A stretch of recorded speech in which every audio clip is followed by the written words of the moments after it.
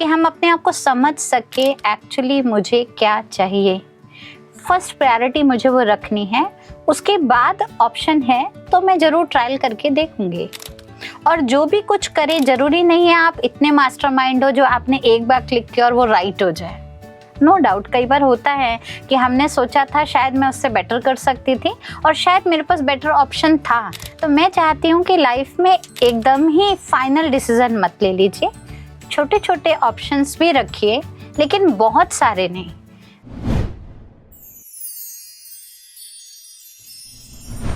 Almighty studio में एक बार फिर से आप सभी का स्वागत है। मैं आशिका आप सभी के लिए लेकर आई हूँ एक नया episode of the M game of life. और हमेशा की तरह इस टॉपिक पे बात करने के लिए हमारे साथ स्टूडियो में हैं बीके लता दीदी। स्वागत है दीदी आपका। ओम शांति। ओम शांति। दीदी, हमने लास्ट 2 एपिसोड्स में बात करी about the M game of life कि जीवन का क्या एम होना चाहिए, रिलेशनशिप्स का क्या एम होना चाहिए, या फिर ओवरऑल क्या वो चीज़ है जिसे हमें लक्ष्य मानकर जीवन में आगे चलना चाहिए। और बहुत सी बातें हमने की, बहुत सी बातें आपने हमें समझाई। लेकिन एक चीज़ जो मैं देख रही हूँ बहुत कॉमनली आजकल जो प्रॉब्लम आ रही है लोगों के अंदर, या मैं देखती हूँ कि उथल पुथल जो है दुनिया में, वो इसलिए भी है शायद क्योंकि लोग करना कुछ चाहते हैं अपने जीवन में और कर कुछ रहे हैं। जो उनका एम है शायद कहीं ना कहीं वो समझ भी चुके हैं पर उसे परस्यू नहीं कर पा रहे हैं। तो ऐसी सिचुएशन में क्या करना चाहिए, या इस बात का क्या सल्यूशन है? सच में आजकल अगर देखा जाए दुनिया में इतना डिस्ट्रैक्शन बढ़ चुका है जिसके कारण हर एक मिनट में एक नई इन्फॉर्मेशंस मिलती है लोग को, और इतनी अट्रैक्टिव वे से प्रेजेंटेड होती है वो, जो मन में आता है कि अच्छा ये छोड़कर ये कर लेते हैं, आज नहीं कल कर लेते हैं, इसको करेंगे शायद मेरे लिए बेनिफिशियल होगा। तो मैं समझती हूँ एक कारण हो सकता है जो हम इतनी सारी इन्फॉर्मेशन कलेक्ट कर रहे हैं तो कहीं ना कहीं हम अपनी क्लैरिटी को खुद ही ढकते चले जा रहे हैं। बिल्कुल। और ऐसा होता है ज़्यादातर कि हम कभी भी शॉपिंग पे जाते हैं या कहीं भी कुछ चीज़ जाते हैं, लेने कुछ जाते हैं, दिख कुछ और टेम्पटिंग जाता है और ले कुछ और लेते हैं, और फिर जब बजट क्रॉस हो जाता है फिर हम यही पछताते हैं, अरे जो लेना था वो तो ले नहीं पाए हम। बिल्कुल। तो आप देखिए एक छोटी सी शॉपिंग जिसमें पैसा मेरे ही हाथ में है, चॉइस मेरी ही अपनी है, हम उसमें ही कंट्रोल क्यों नहीं कर पाते? क्योंकि डिस्ट्रैक्शन बहुत है, अट्रैक्शन बहुत है, कंफ्यूज हो जाते हैं, इसलिए कंफ्यूज हो जाते हैं। और वो प्रभाव ऐसा पड़ जाता है ना, उसकी एडवर्टाइजमेंट इतनी अच्छी हमें इन्फ्लुएंस कर जाती है जिससे हम अपने एम से हट जाते हैं। यही हाल कुछ हमारे जीवन का भी है, क्योंकि हर कोई अच्छी अच्छी उम्मीदें रखता है कि मुझे कुछ ऐसा बनना है, कुछ ऐसा अचीव करना है, लेकिन क्योंकि हम इंफॉर्मेशन के सोर्सेस को लिमिटेड नहीं रखते, बहुत सारी चीज़ों को देखते हैं, बहुत सारी चीज़ों को सुनते हैं, तो मैं चाहूँगी पहले तो हमारे पर ये कंट्रोल होना चाहिए, सेल्फ कंट्रोल जिसको कहते हैं, जो स्पिरिचुअलिटी के थ्रू हमें थोड़ी क्लैरिटी मिलती है कि हम अपने आप को समझ सके एक्चुअली मुझे क्या चाहिए। फर्स्ट प्रायोरिटी मुझे वो रखनी है, उसके बाद ऑप्शन है तो मैं ज़रूर ट्रायल करके देखूंगी। और जो भी कुछ करे, ज़रूरी नहीं है आप इतने मास्टरमाइंड हो जो आपने एक बार क्लिक किया और वो राइट हो जाए। नो डाउट कई बार होता है कि हमने सोचा था शायद मैं उससे बेटर कर सकती थी और शायद मेरे पास बेटर ऑप्शन था, और कई बार कोई आकर कह भी देते हैं कि मैंने बोला था ना, आपने क्यों नहीं सुनी मेरी। बिल्कुल, है ना, उस समय हम रिग्रेट करते हैं कि मैंने तो कंसिस्टेंसी रखी थी कि नहीं मुझे यही करना है, तो देखो मेरा लॉस हो गया। तो मैं चाहती हूँ कि लाइफ में एकदम ही फाइनल डिसीजन मत ले लीजिए, छोटे छोटे ऑप्शंस भी रखिए, लेकिन बहुत सारे नहीं। दुनिया में बड़ी सुंदर फ्रेज कहते हैं ना, too many cooks spoil the food. Right. तो बहुत सारी हम अगर राय सलाह लेते हैं तो भी हम कंफ्यूज होते हैं, और आजकल राय सलाह कहीं और से लेने की तो ज़रूरत ही नहीं है। आपको पता है सोशल मीडिया हमारे हाथ में है। तो मैं चाहूँगी कि कुछ प्रायोरिटाइज करें अपनी चीज़ों को, अपने लक्ष्य को, अपने इंटरेस्ट को जांचें परखें, कुछ समय ट्रायल के लिए दें, उसको करके देखें।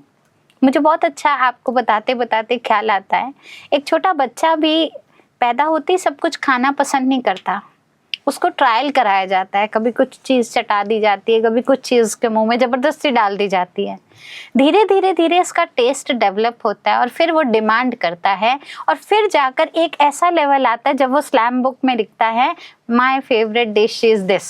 बिल्कुल, एकदम नहीं लिखता वो। तो मैं चाहूँगी थोड़ा सा इन्फॉर्मेशन को ज़्यादा ना बढ़ाकर कम करें, उसका दायरा चूज़ करें, उसमें से कुछ अपनी फेवरेट चॉइसेस बनाएं और उसको ट्रायल करके देखें। उसके बाद आप डिसाइड करिए which is better for me. Right, so beautifully explained. तो दीदी आपने ये तो हमें समझा दिया कि हमें प्रायोरिटाइज करना चाहिए और ट्रायल और एक्सपेरिमेंट करके देखना चाहिए कि क्या हम वो चीज़ कर भी सकते हैं या फिर क्या हमारे लिए सही है। लेकिन कभी कभी जब हम अपना लक्ष्य तय भी कर लेते हैं लेकिन उसमें हार जाते हैं, फेलियर देखते हैं, तो बहुत डिसहार्टन हो जाते हैं और सोचते हैं कि शायद ये this is the end of it. तब क्या स्पिरिचुअलिटी हमें उसमें हेल्प कर सकती है? बिल्कुल कर सकती हैं, क्योंकि देखिए हार और जीत तो लाइफ का एक स्केल होता ही है। जैसे हम लोग जब अपना ईसीजी वगैरह कराते हैं तो हम क्या बोलते हैं, अगर वेव्स ऐसी जा रही है तो इट मीन्स आप ठीक ठाक हो, और ही डेडलाइन आ जाती है तो इसका मतलब डेड डिक्लेयर हो जाता है। तो अगर उतार चढ़ाव जीवन में आ रहे हैं तो वो कुछ सिखा ही रहे हैं। और फेलियर होने का ये मतलब नहीं होता कि आपने जीवन में कुछ भी नहीं पाया। एक्चुअली फेलियर भी हमें कुछ ना कुछ एक्सपीरियंस दिला देता है, जो हम आगे के लिए सावधान हो जाते हैं, कुछ चॉइसेस को अपना समझ पाते हैं। स्पिरिचुअलिटी के थ्रू मैं एक बात ज़रूर बताना चाहूँगी कि कई बार कुछ चीज़ें अचीव होने में थोड़ा टाइम लेती है। कोई भी चीज़ तुरंत या इंस्टेंट नहीं बनती। अगर इंस्टेंटली हमें कुछ चाहिए तो वो छोटे छोटे पैरामीटर्स होते हैं। मान लीजिए जैसे हमने आज ही रेस में भाग लिया, वो रेड रिबन देखा, भागते जाओ, बच्चों को बोल दिया, बच्चा भागता जा रहा है। जहाँ रेड रिबन आया उसने टच किया, जीत गया या हार गया। आज ही के आज डिक्लेयर भी हो गया। पर लाइफ में तो कोई रेड रिबन नहीं ऐसा नहीं होता है। तो इसका मतलब हमें कुछ चीज़ें थोड़ा कंसिस्टेंसी से चलना पड़ता है, देखना पड़ता है, ऑब्जर्व करना पड़ता है।